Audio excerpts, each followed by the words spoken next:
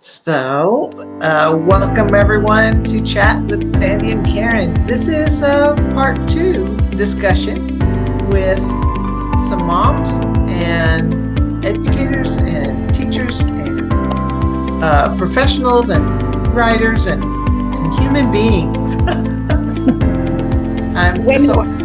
Yes, women. And I am just really excited that you've come back, and we're going to talk about fun things today. Just what do you do for fun? And so we welcome Tracy, Yvonne, Anna, Shama, and of course Sandy. And just happy to have you all here. Welcome. Thank you. Thank you, Karen. Thank you. Glad to be here. So, Sandy, just a quick review for those that may not have seen the first episode. How did you pull all this wonderful group together? I just know wonderful people. We'll pay you later. Okay, so I'll start with the recent friends, Tracy and Anna, I've met on my course. They are like my scaffolding. Every week we meet up and we discuss about our readings. And then there's Yvonne, who I've known. It's actually quite funny. Yvonne came into one of the schools I was working at with a big box of books. And when I heard her speak, I thought, oh, she's such a Londoner. I have to speak to her.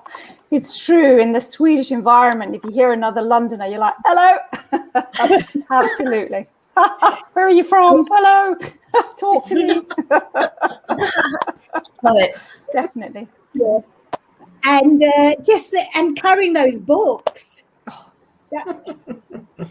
So I've known Yvonne since, and I haven't let her go because I still need to hear from her.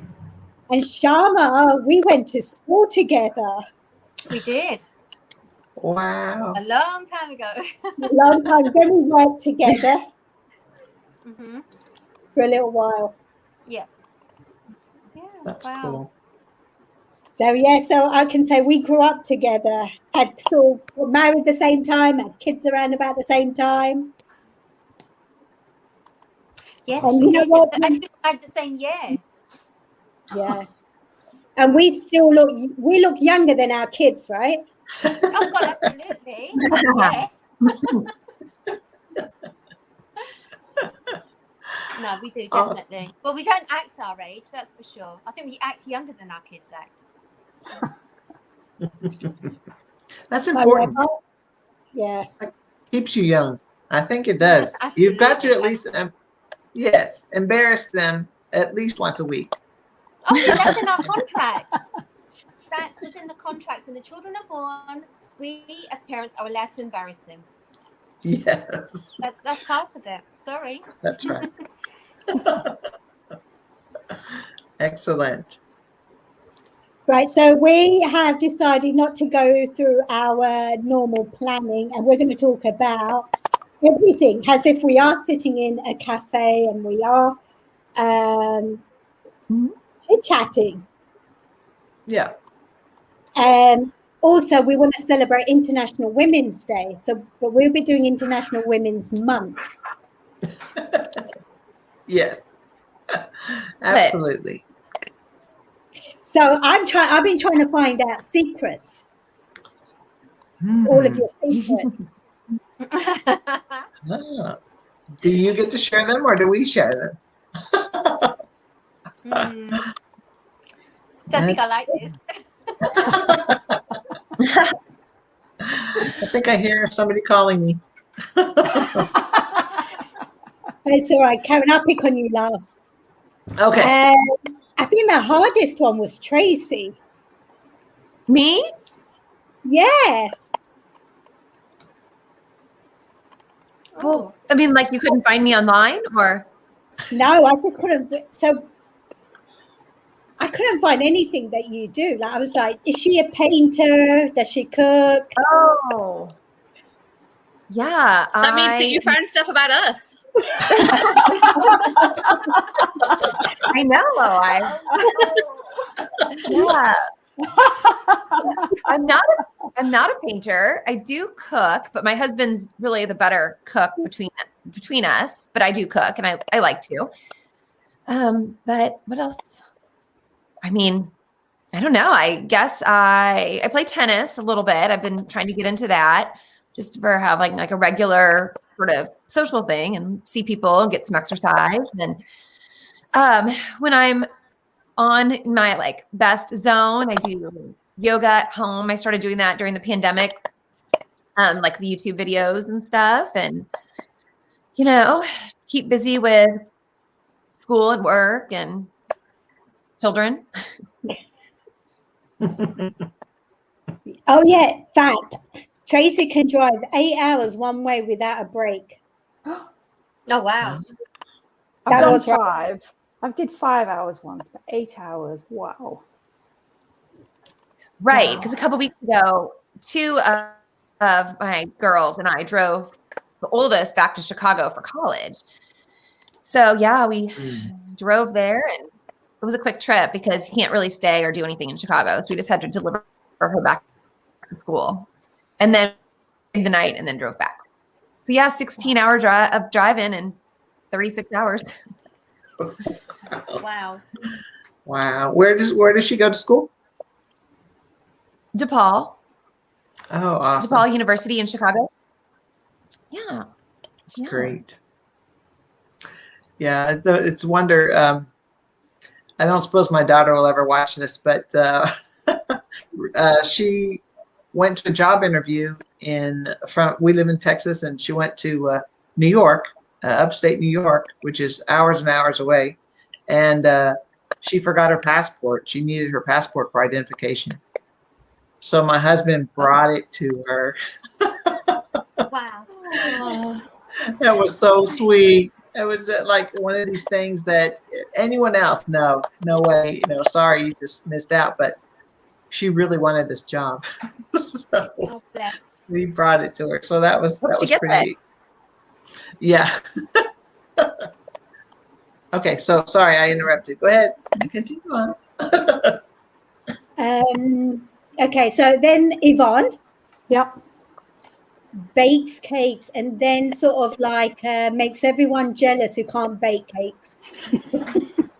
They're rustic looking cakes, I want to say, with a very eager audience to eat it. When I see people's decorative cakes, I always think, oh God, it's more slapped together. But yeah, I like to bake.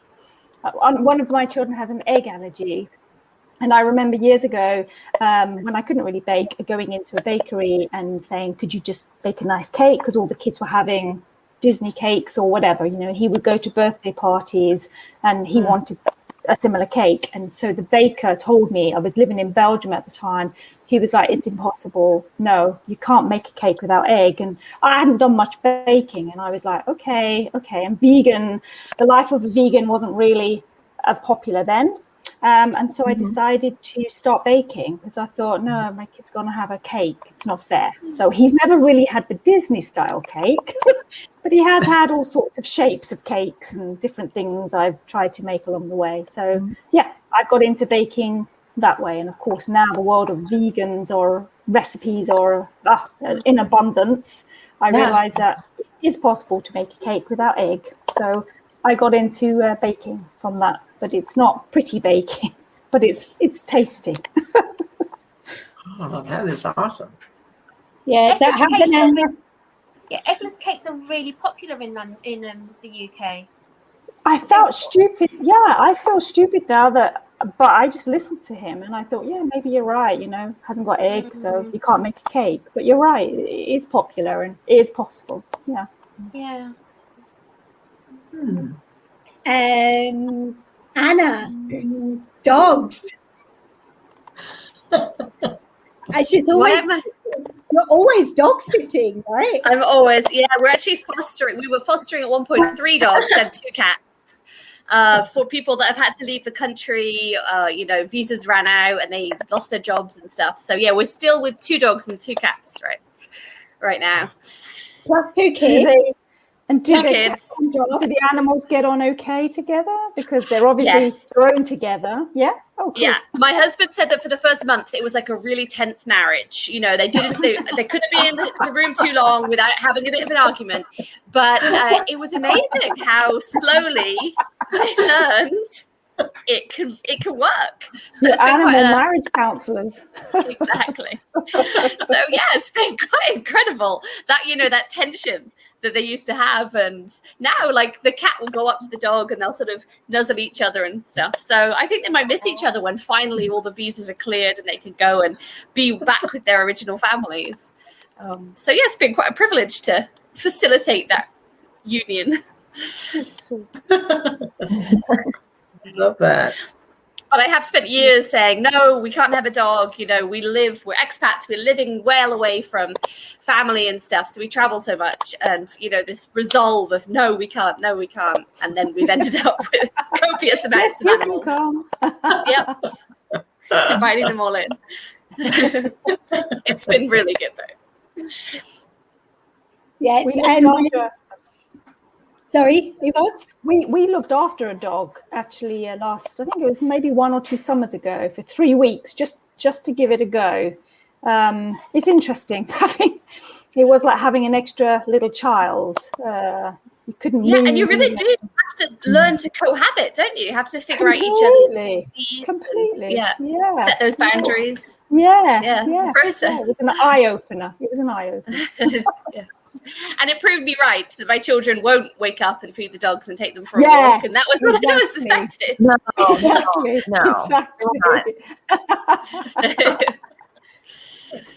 But it does get easier, right? Oh, definitely. I mean, the dogs are super old. They're very, very sweet, but they're about 12 and 13 years old. So, we made a mistake of taking them on a 5-kilometer walk the other day, and the dog got about 500 meters from our door and went, I'm done. And my husband actually had to carry him home because he's a golden retriever as well. It's not a little puppy. So you're going to have to get. No, I'm done. It was very cute. We were worried for a while, but he really was just exhausted. Oh my gosh. Okay, and then lastly, Shama as well, full-time job, full-time mum, and then you have a side hobby business you're doing as well. With my daughter. Actually, this started last lockdown because my kids, they use Body Shop products, and I was just purchasing my Body Shop products online, and then it popped up, become a Body Shop at home consultant. So my son convinced me to do that. So we've been doing it ever since. And in fact, this morning we were taking photos of products in little bundles to promote for Mother's Day, which is in 2 weeks' time. So my daughter's taken the photographs, we put products together, taken photos, and I'm going to do all the captions to go with it. And we're going to post that on Facebook and Instagram to get customers. So hopefully we'll be able to get some sales on. But loving it. I mean, it's actually helped me look after myself a bit more as well with the products that I use. Because where you're so busy, I kind of let myself go a bit. But now, literally, I've got this whole skincare routine going. My daughter's got a skincare routine. My sons have got skincare routines going as well. So it's brilliant. It really is. I mean, and every so often I keep seeing my husband nick something of mine. So, yeah, but it's fun. It's a lot of fun because there's a little team of us, and I've never met these ladies. I've only spoken to them on chats or just like text messages, iMessenger, whichever. So I've never met these ladies. They're all up north, but we work as a team and we have our targets, but we, it's like we're bouncing ideas off each other. So it's really lovely to work with other ladies who are in similar situations to myself. But it's fun. It is fun. I do enjoy it. Keeps me busy. So the 5 minutes you have free that's when you put your face mask on to test it, right? Naturally. Well, the other, actually saying that, I do need to put a face mask on my son. I have said that to him today. He's having a Himalayan charcoal face mask put on him today. Ooh. But yeah, I know and it does do wonders for your skin. So yeah, it's just that little bit of pampering. It's needed. I think we all need to take 20 minutes out a day just to spend on ourselves. It's, you know, it's for our own mental health. It's for our physical health, just our emotional well-being as well. So it's a big thing for me because I've got a medical condition. I think it's important to spend time on me, not just on everybody else around me. No, Right. definitely. We need to celebrate us. You need to celebrate who we are. Absolutely. I've heard it said that you've got to fill your own cup before you can fill others' cups.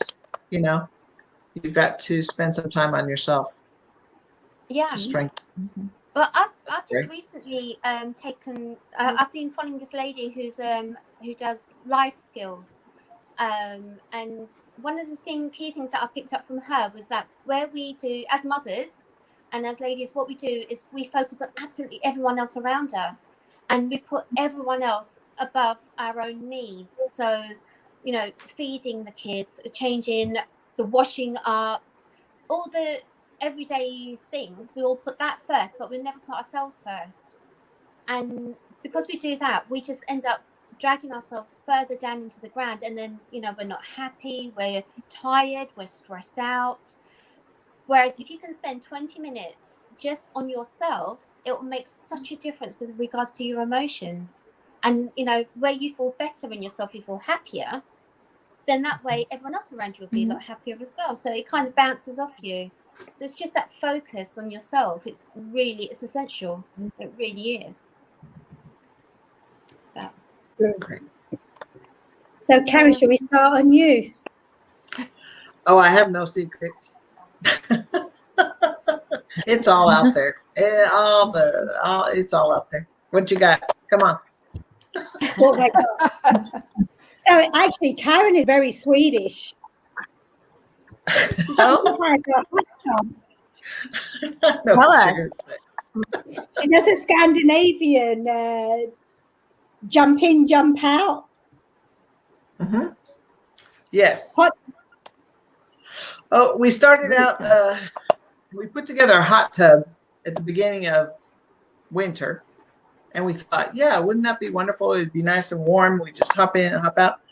But then we started reading up on a cold dunk, a cold splash. And so the first, up until about December, we would keep the water in the tub at about 50 degrees, just cold as we could get it. And it wouldn't get cold enough. So we had to take these jugs of water and put them in our freezer. And it's a good thing we had those jugs of water because that's what we used when our pipes broke. Oh, yeah. But we tossed the ice cubes in the hot tub, so wasn't really hot. It was cold. So we dunk and try to stay in there 15 minutes, and then hop out. And then Sandy told me that was a very Swedish thing to do. To be we call it a polar bear club around here. Mm-hmm. So We just call it crazy. I know. I think so too. I can't imagine. But the polar plunge. Mm-hmm. I didn't think I could do it, but you really can, and you'll stop shivering eventually.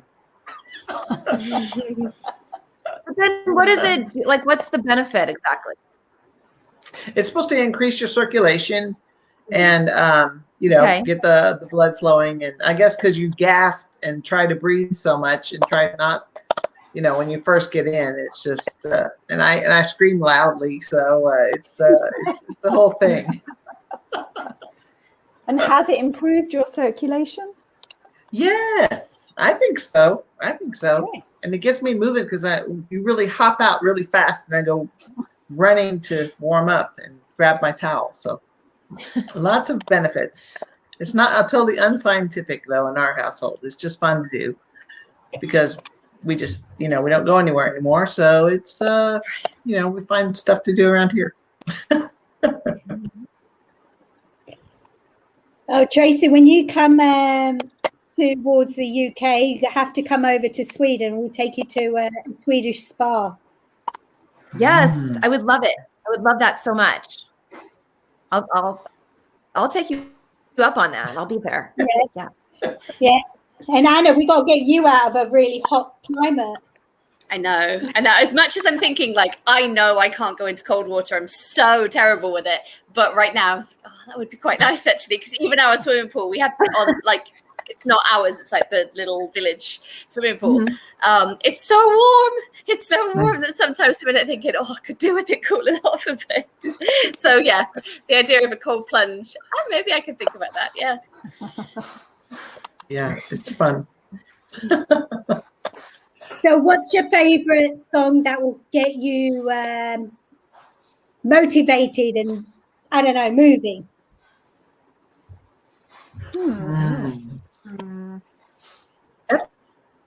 That's a good question. It's times we were like last night, my oldest daughter had a friend over, and my husband and I were like doing this little game that we made up on the fly that was like, he would pick a song that like from like the 80s or 90s, and then I would try to like match it. So we were like, like, hey Alexa, play blah blah blah, play blah blah blah. Because I don't keep up with like current music very much.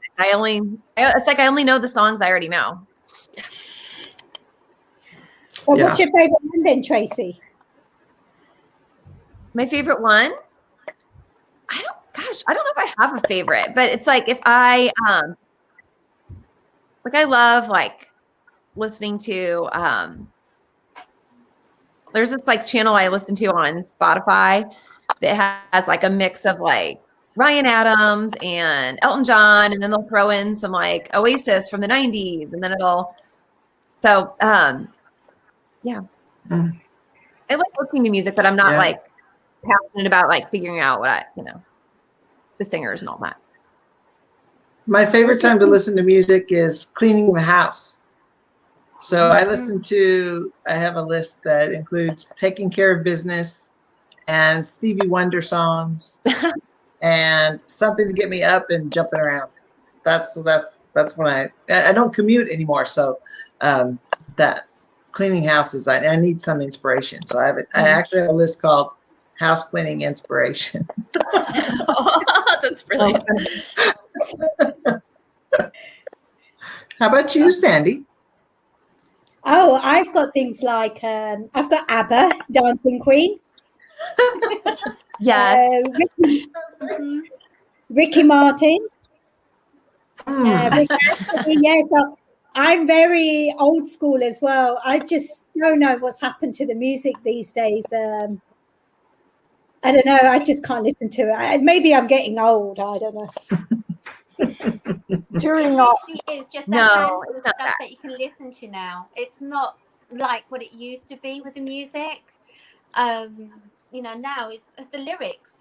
If you compare what the lyrics are now to what they were 20 years ago, the songs had meaning back then.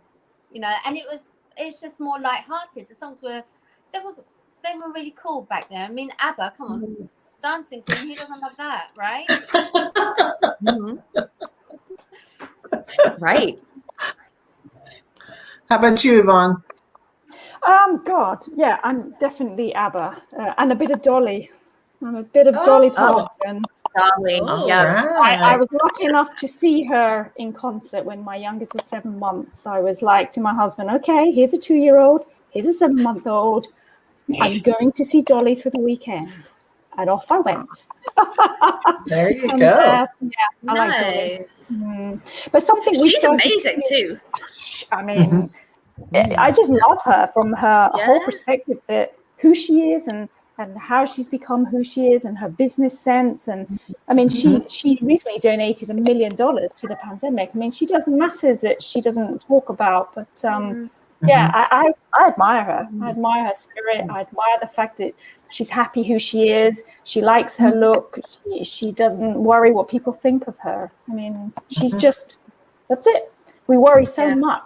And that's the thing about women. We support each other, but we're also quite critical of each other. I think that men often don't look at our physique as much as a woman. And if you're looking at your shape, you're looking at another woman's shape, as opposed to, you know, just being kind to yourself. So I do like Dolly. So that's who I would listen to. Yeah.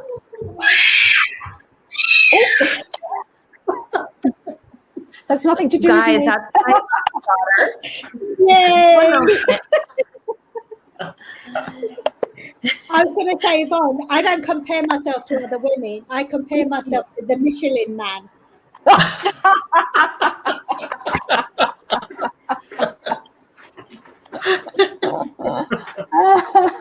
Perfect. Oh my God. I don't know how loud it was for you guys, but when my daughter came screaming through, it was very loud for me. I thought it was a problem with my internet or a small animal. Small animal. No, it was my daughter. I think we have a house of boys. So when they play, the tone has always been lower. So whenever we had a girl come and they would squeal, I would find myself going, "Oh!" They have a high pitch that the boys have never reached, even despite their shouting and screaming. Girls are. Yes. And my 4-year-old in particular is really loud when she screams. Or the opposite. Bone chilling. 10 years, he'll be the opposite. Yeah. Yeah. Is that how it works? If a child is really loud when they're tiny, are they quiet as a teenager? Is that a thing? Yes. That sounds good. No, it just They go from one way to the other. So if they're really quiet and, you know, really well behaved when they're younger, then opposite when they're older. They're loud, they can read your face. But if they're really loud and fiery when they're little, they do calm down as they get older. I know. I've got 3 of them. I've experienced it. Oh, interesting. So, Anna, what's your favourite song or artist? Or Well, my children, I used to drive them to school once a week. They would go to a different school than me once a week, just so that they could have French immersion. And we used to drive and sing a lot of Taylor Swift in the car. So since then, I really like Taylor Swift. And then I watched her documentary. It was great. Was it Americana or something? I can't remember what it was called. But as another awesome woman, I really, really liked the way that she presented it. And so I do like listening to her. My youngest daughter loves Ed Sheeran, so I feel like even when she's not around, I'm putting him on. But my neighbors have a little karaoke machine, and they've just sent a message saying, "Do you want to come over and sing some karaoke after tonight?" And my very first karaoke song every time is "Sweet Child of Mine." It's always the one that I go to kind of get me into the karaoke spirit. So that's my go-to song. You know what? That's so funny because last night that was one of the songs I chose, and I was like, "Yay! That's a good song." I also had some Taylor Swift. Yeah. Awesome.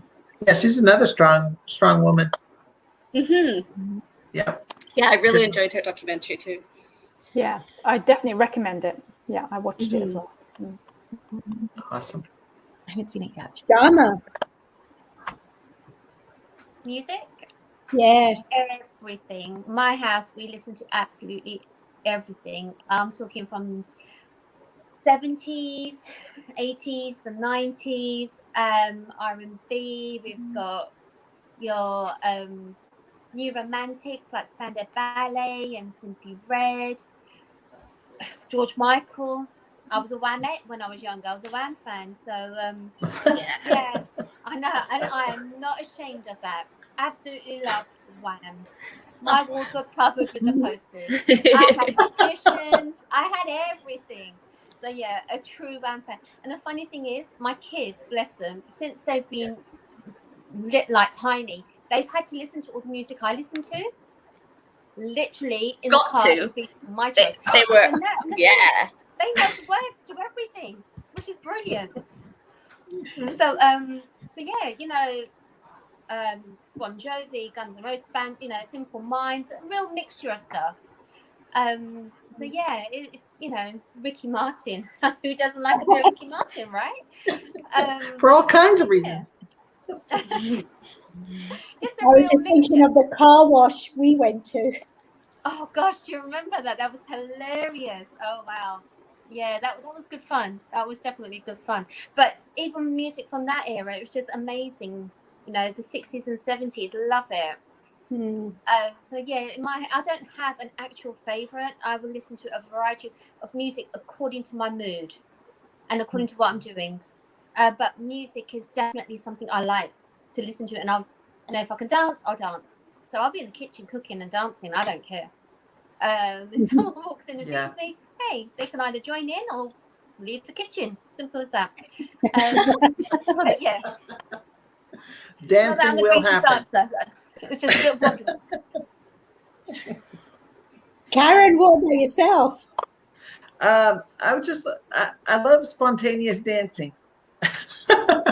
My son, when he was about 2 years old, the funny thing is he dances when there's no music playing. He'll just start going. Brilliant. And all his life, he loves music. Both of them, and they're twins, and they're in high school. They were musicians, and music was always a part. But they like classical music, and they like big bands and swing kind of music, and they like orchestral music, and so they got me into classical music, really. And so music is a big part. I wish I could read music and play music, but I really can't. I took guitar lessons in college 100 years ago, but the thing I think is amazing is that music is a language, and it's almost like learning a foreign language when you look at it. And I think it's remarkable, and it's inspiring to see different kinds of music, and just the creative process of just how different types of music are made. It's really, I think that's why modern music confuses me, because it's so syncopated and angry and yelling and talking. It's talking music, and I don't get it. So I like all kinds of music as well. Of an evening during our evening meal, depending on what we're having, I've started this thing on Spotify where I'll say to the kids, okay, we're having Indian food today, so we're going to listen to Indian music. Oh. And then we had tacos the other day. So I was like, okay, guys, what do you want to listen to? So we had some Spanish music going. We had a bit of Gypsy Kings going. And then yesterday I decided it was going to be disco because it was a Friday night, and we had that going. And that was good for my husband and I, because we were like, oh, I remember this tune. A bit like you, Tracy. We were like, yeah, the boys were like, okay, that's what happening. And sometimes in the morning I'll do classical music. I will just play different composers just in the background, because it's interesting to see what music they like. And rather than always having to listen to individuals' song lists and song playlists, it's different genres. I'm just like, okay, let's go with that. So that's been fun. They've enjoyed that. It's really nice. Because I think different aspects of music appeal to different people. I mean, I love my cheesy pop and dancing around the kitchen, but my husband is he can play and he can sing, but he doesn't so much as tap his foot to a beat. Right. So like he obviously gets something so different from music, and he's a high school English teacher, and he'll often use sort of like the similarities between different songs and protest poetry. And he's recently been studying, do you know Childish Gambino, This Is America? I don't. It's maybe 3 or 4 years old now. It was a brilliant, amazing song, and it was kind of had this undercurrent of, overt discussion on Black Lives Matter. And it was just such like, you break down what he's saying and, looking at it through the high school English lens, some of the lyrics are amazing, but it's not necessarily easily translated or easy for everybody to connect to. So, it's what's really interesting, I find, is that my 10-year-old daughter connects to that. And she doesn't like, you know, she's much more like him, so she won't dance with me to cheesy pop. And when she has like when she has an assembly or something at school, all of her friends would be dancing, and somebody commented that she looked like Wednesday Addams because she like wouldn't move her body. She's like, I am not getting into this. But she can sort of connect to maybe the more political discussions within music, or something more that's happening there that I'm often completely oblivious to. So it's so cool that you can put on all these different like genres, all these different styles, and try and tap into it and ask each other, you know, oh, you're enjoying this, I don't get it, what are you getting from this? Because like me and my husband are such polar opposites on why we listen to music, or does that make sense? Completely. I mean, music can lift you out of a mood. It can sometimes you want to extend that mood. You might be feeling nostalgic, and you want to extend that mood. And of course, if you hear a tune, then you're transported back to being a kid or driving a car or on a holiday. So I think music plays an important part in your life. Well, following that then, Yvonne, or actually anyone, whoever wants to go first, because it's the International Women's, one of the things I like doing is inspiring girls into STEM education. I don't think we've got enough girls going in that direction, or enough women as leaders. Even though something is trying to be done about it. I think there was a report in the BBC this week in London.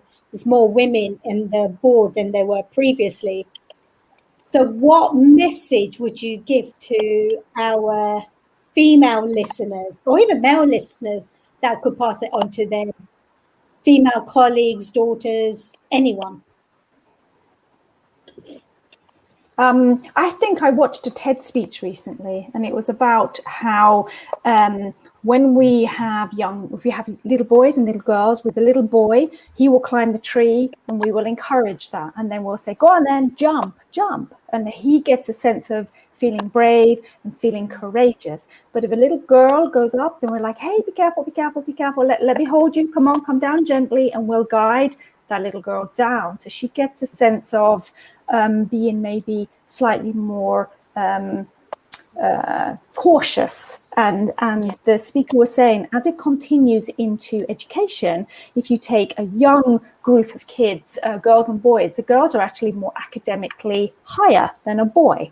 However, when you go into a job situation, a man will apply for a job if he's 60% qualified, 60%. But the girl will be 100% qualified. So I think we need to say to our girls, it's okay. You have just as much right, just as much bravery, just as much knowledge as the males. And we need to start to tell them, jump from the tree. It's okay. What can happen? Jump. We'll take you to the hospital. Take a leap.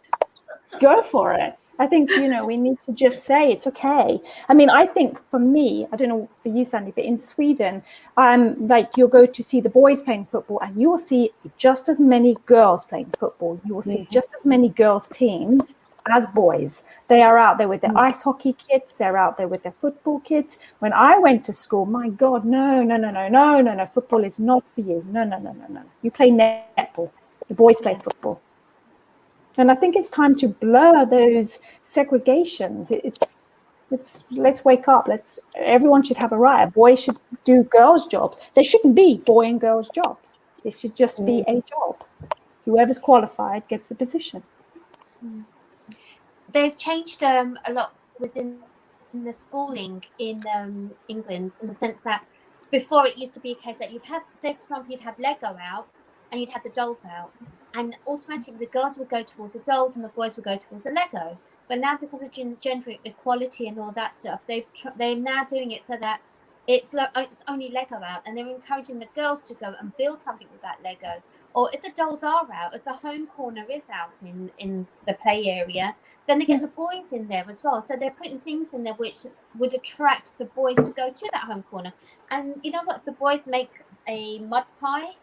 So, out on the cooker and things, it's fine. But that's what they're encouraging them to do. So our way of learning in the infant school at the moment is it's all play based, but it is about share. It's okay for boys to do what the girls are doing, and it's okay for the girls to go and do what the boys are doing. So drawing and things, girls will tend to be more the ones drawing, but they're actually encouraging the boys to come over to do it by getting them to incorporate that within their games. So there's a lot more of that going on at the moment, which is really good, because it just means that the boys and the girls are able to say, well, you know what, if he can do that, I can do that as well. Exactly. And that's the way they need to be thinking. And parents are working that. A lot of the parents are working in that direction. They're quite happy with that. But you do still have a lot of parents who think, no. If it's a girl, then she shouldn't be doing that. And if it's a boy, he should not be doing that. So you still got a lot of that going on at the moment, which is quite hard to get out people's, mindset, and to get them to change it and think, no, it's okay for them to do whatever they want. But it's something, but we've got to do it. We've really got to have to push that as much as we possibly can. And I think if, as parents, with me, I've said to my kids, you can do whatever you want in your life. You can be whatever you want to be. And there's nothing to say you can't do it. And that's what I've been saying to them since day one. And you know what? My son makes a fantastic cake. My daughter doesn't bake, but my son bakes. So, it's quite a lot of role reversal in this house, but that's the way I want them to be. I want them to be able to do all sorts of things. Yeah. Excellent. Anna, Tracy. Oh, Yvonne, I've heard that statistic before too about women and men on the job market. And I teach some semesters. I teach classes for college students where they're like getting themselves ready to get out there for interviews. And so I've thought about that. And so, usually, I don't know if I have a great succinct message, but I agree with a lot of what has already been said. I think something else that I've noticed that I think is interesting when I ask students to evaluate their own participation in class over the semester. And oftentimes when men haven't spoken up in class, they'll write down that the reason they don't speak up in class is because they're just, they're just quieter, or they just like to sit back and listen, and they don't feel the need to, come out and say what they think. And more often, the women in my class are more likely to write down that the reason they don't participate in class is because they're afraid they're afraid they'll have the wrong answer, or afraid they'll look silly, stupid in front of the class. And I've noticed that, fairly consistently. And I've just made a point to, if I see, because I teach management, business classes, and a lot of them are participation. There's a lot of participation involved. And if I see a female student who, in her tests, she does really well, or she has a lot of interesting ideas that she writes about, I'll make a point to, say, write on her test that I really enjoy seeing her ideas, and that I would love for her to feel more comfortable speaking up in class. And if she wants to do that, to come see me privately, and I can help her with some strategies for feeling more confident speaking up. So that's something that I do in my class, and almost every single time that's happened, somebody's come to talk to me later and said, I do want to speak up in class. I just get nervous, and what can we do? It's still, great they're offering that support, though. I do think that there is quite a gender disparity in how we expect people to speak. I was reading a study that was done, I think it was maybe within the political arena, when people are having a discussion, and it said in order for people to be perceived as being competent, a man had to speak. I can't remember what word it was, but it was saying that you had to speak quite quickly and certainly, and then a man was considered to be competent if he did that. But if a woman did the same, she was considered arrogance. And actually, the best way for her to be considered competent is to show hesitancy. And I'm not sure, and I think, and it was quite. telling, I think, especially when you hear females ask question in class, and often they'll say, I'm sorry, but, like this apologetic, I actually need to speak, or I'd like to, and, I'm not sure if this is right. And I do think that we develop those speech patterns, and then actually it's harder if you have those two people saying different things in different ways. It is easier to sort of trust that person that sounds really sure of themselves, even though the other person might actually be more factually correct. So it seems to be this kind of just these differences in the way that we're encouraged to behave that have different results in how we're perceived. That is so true. Everything y'all are saying is really deep. I'm sorry, did I talk over someone? No. Oh, Tracy, did you have something? I was just going to comment back to you, Anna, that you absolutely see that. And I had read that it might have been kind of around a similar study, but with political communication, that women, to be considered competent, women also, they have to be competent, but they also have to be likable. And that's not the same consideration for men. It's a really good point. Yeah. That's true. Absolutely. Yeah. And you see that in classrooms too. Students evaluate male professors and male instructors, teachers differently than females. And one of the things that always factors in is whether or not like she's likable, because she has to be likable and smart and all of these other things to be considered a good teacher.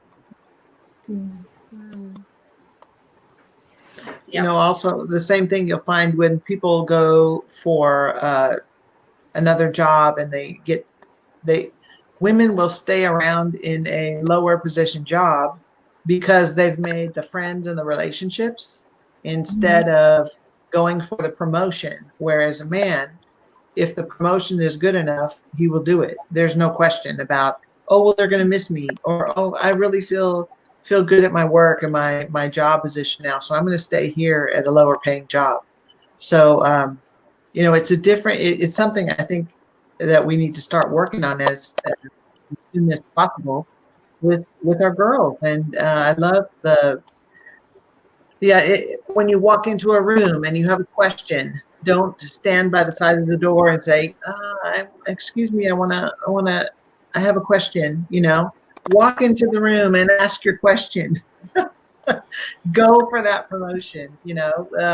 Encourage other girls to do the same, because it's inspiring to see that that success happen with someone. And Tracy, I know you probably get to see this as success stories, and that's really good. It's inspiring to me to know that you all are in positions where you can help young women be successful. So I just really, you have inspired me, and I thank you all for coming on and chatting with us today. We've had a great time, lots of laughs, lots of giggles, and inspiration. So I'm happy to be a part of this cohort of strong women, and I hope that you'll come back and visit us again. And so, Sandy, I'm going to close it now and say goodbye to Tracy, Yvonne, Anna, and Shama, and thank you again for being with us. Bye. Thank you for having us. Thanks for having us. Bye. Bye. Bye.